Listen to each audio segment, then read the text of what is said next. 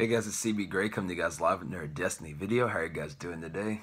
So, brought my assistant today, Kate6, because I spent $250. It's about time I start getting my money's worth, and right now all I have to show for it is that guy. So, I need to maybe pick that up, and then we'll start. Alright, well now I'm back. So, let's get started on why I really think that so far, with day one being over for the Destiny 2 beta, that Bungie's really headed in the right direction. So I want to start off with the story mission, the Homecoming, because that's how the beta starts. I just really think it's a great story mission. I think it really just shows that if this is how the story missions are going to be, how great Destiny 2 is really going to be, because it had great cutscenes, it had meaningful character, just like conversations and just like actually interactions is really the word I'm looking for.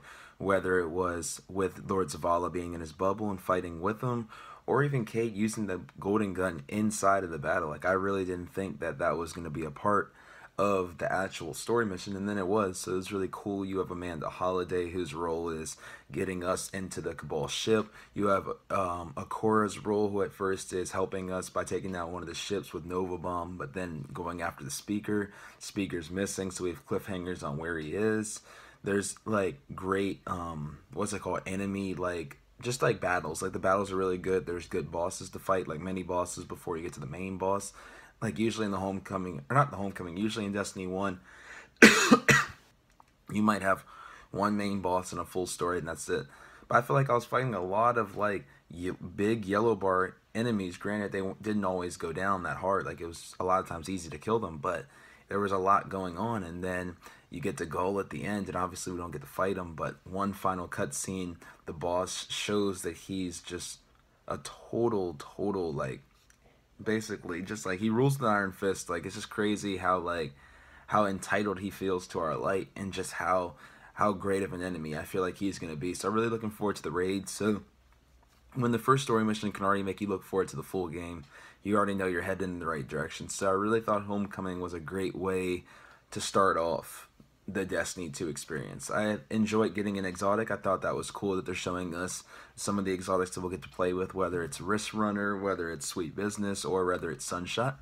Just all three of them have a great feel to them, and I'm looking forward to some better exotics. Like, I know these are just the three that they're showing us, but I can't wait to dive in and really see what exotics there really are in this game and what they have to offer. So that was the start. Moving further into PvE, I really like the Inverted Spire Strike. Like, I already knew what a lot of it looked like because of playing in the, what was it, the reveal back in California a little while ago for Destiny 2. But, getting to get my hands on this strike, it was just so good. Like, from beginning to end, like, the graphics on it are really cool, because just the planet that you're on and the sky being all light green is really cool, and you're shooting through rings. I really felt like I was Sonic, to be honest. It was like Destiny Sonic the Hedgehog adventures. Like, it was interesting. I enjoyed that. And then I enjoyed the scene in the trenches. I really liked the music in the trenches when you're going against the Warhogs, and the Warhogs, not the Warhogs, War Beast, and the War Beast are going against the Vex, and it's just a nice, real good battle out in the trenches, and you can hide in the trenches. It feels really warlike. And then you go through more Sonic rings, and then you end up with that gigantic spinny thing, and I'm just like, my mouth's just wide open, because I think it's so cool. Like, I really enjoyed the strike all the way to the end, and then next thing you know, you're fighting like Atheon's twin brother.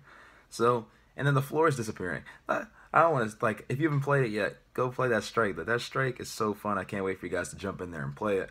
But strike, once again, if strikes are like that, then we're gonna be in business. If story missions are like the first Homecoming mission, we're gonna be in business. That's my point. So PvE really, I feel like, did its job with getting like the hype going for Destiny 2. The only thing I could say that I was sad about is that there wasn't more to do. And honestly, that's good, because I don't want it to feel like I get into Destiny 2 and it's like Destiny 1 where I'm like, that's it, right?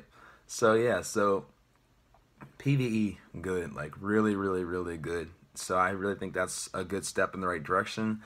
And then moving on to the PvP, I feel like it feels refreshingly good too. I really like the gunplay. I really like the map that we are on. I know we're going to need more maps, but I like Countdown. I feel like it's a fun mode. It's a nice change of pace. I feel like the supers are fun to use. I feel like grenades aren't OP. besides a few. Like I did get killed a lot of times by the smashes. I guess just their lightning, yeah, their lightning grenade, I think is what was killing me a good amount of times. But like in terms of sticks and stuff, you can get stick under half health and live sometimes. So I really do like the change up. I feel like supers, like, they aren't as OP. They're good, but you can still like get away from them. You can still survive.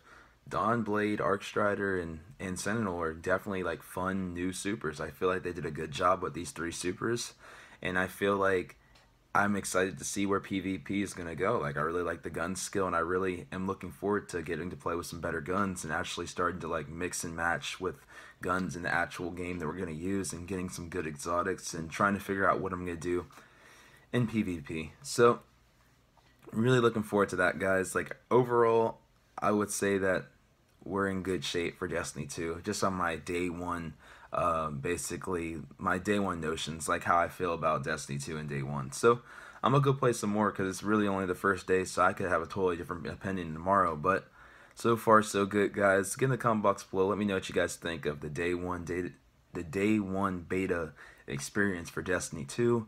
That was a little bit of a mouthful. Like and subscribe, share, as always, really helps me out. And I'm going to talk to you guys in the next Destiny video. Thanks, I love you guys. And he does too.